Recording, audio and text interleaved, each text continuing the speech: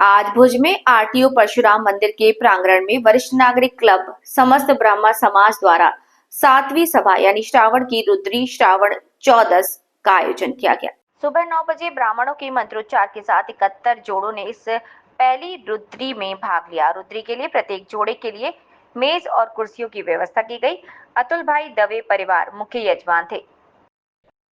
इस अवसर पर ब्रह्म समाज के प्रमुख उपस्थित थे। इस अवसर पर रेणुका ट्रस्ट द्वारा समस्त ब्रह्म समाज के भीष्म पिता कहे जाने वाले एल.के. घाघरी को सम्मानित किया। संपूर्ण भक्ति कार्यक्रम एल.के. घाघरी और उनकी टीम द्वारा आयोजित किया। कार्यक्रम का संचालन गीताबेन जोशी ने किया। रिपोर्टर रमेश भाई भानुशाली, नलिया, अबडासा, कच्छ।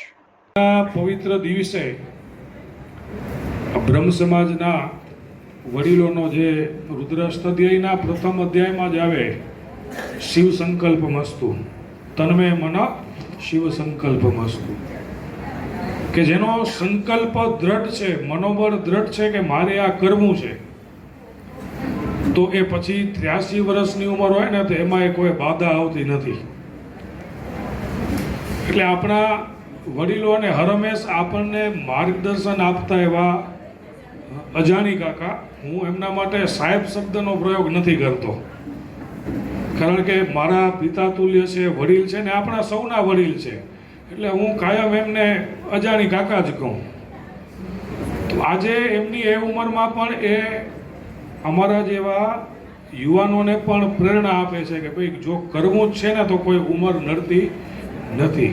જો આપણે સમાજ માટે, આપણા ગામ માટે કે પરિવાર માટે કોઈ કાર્ય કરવું છે તો એમાં ઉંમર ગમે એટલી હોય પણ જ્યાં સંકલ્પ દ્રઢ છે, તન્મે મન શિવ સંકલ્પમસ્તુ,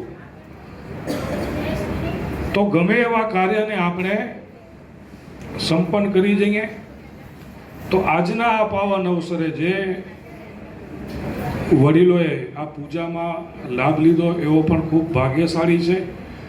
અને પૂજામાં તો મારી ઉપસ્થિતિ ન રહી, થોડું મને વિલંબ થયું, કર્મકાંડનો વિષય છે એટલે સવારે 4 વાગ્યાથી લેફ્ટ રાઈટ ચાલુ હોય, પણ એ શિવના દર્શન કરું કે મારા આ વડીલો જેમણે આજે શિવની પૂજા કરી, તો આ વડીલો છે એ આપણે કહીએ ને કે પિતૃ દેવો ભવ માતૃ દેવો ભવ, તો આપણા પહેલા દેવ, પહેલા ગુરુ છે એ આપણા વડીલો છે, તો એમના દર્શન કર્યા એટલે એ શિવતુલ્ય છે, એ શિવની પૂજાના પુણ્ય સમાન પુણ્યની પ્રાપ્તિ થાય।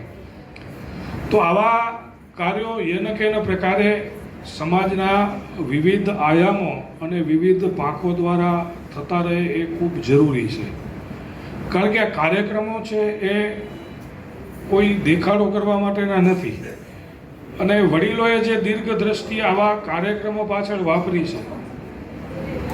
અગાઉથી ઘણા બધા કાર્યક્રમો થતા આવ્યા છે અને દિવસા દિવસ કાર્યક્રમોનો દોર આપણો વધતો જાય છે સમગ્ર વિસ્તારમાં। તો આ કાર્યક્રમ છે એ યેન કેન પ્રકારે આપણે બધાને જોડવાના પ્રયત્નના ભાગરૂપે છે। મારો જીવનમાં એક જ સૂત્ર રહ્યો છે, વિવિધ ઘણી બધી સંસ્થાઓ સાથે હું જોડાયેલો છું, તો મેં એક જ સૂત્રને જીવનમાં ઉતાર્યું છે કે પ્રવાસ, સંપર્ક અને સંવાદ। મારું નામ ગીતા જોશી છે। આજે સિનિયર સિટીઝન ક્લબનો 7મો પ્રોગ્રામ હતો, મહારુદ્રી કાર્યક્રમ હતો। શ્રાવણ મહિનાની 14ના દિવસે કહેવાય છે કે 14 એ શિવજીનો ઉત્તમ દિવસ છે, અને આ ઉત્તમ દિવસે અમે વડીલોને રુદ્રીનો લાભ લીધો। આ રુદ્રી નિઃશુલ્ક હતી અને 71 યજમાનોએ ભાગ લીધો હતો।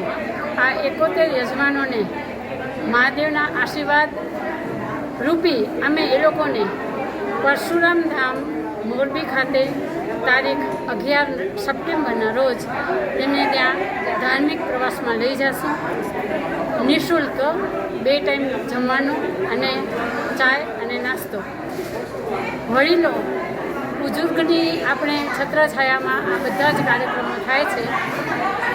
સંગીતમય ખુરશી હોય કે લાડુ હરીફાઈ હોય કે બીજા ઘણા પ્રોગ્રામ છે એવા સાંસ્કૃતિક, જે અમે સિનિયર સિટીઝનને અહીં બોલાવી અને કરીએ છીએ, અને એ લોકોને ખૂબ જ આનંદ આવે છે।